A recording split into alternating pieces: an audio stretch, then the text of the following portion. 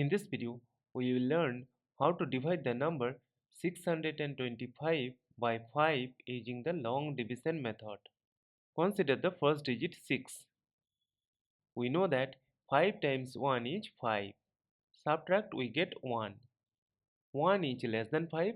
That is why we will bring down this number 2 here. Now 5 times 2 is 10. Subtract, we get 2. Again see that 2 is less than 5. So we will bring down this number 5 here. Now 5 times 5 is 25. Subtract, we get 0. See that there is no number to bring down here and we have obtained the number 0. So we will stop.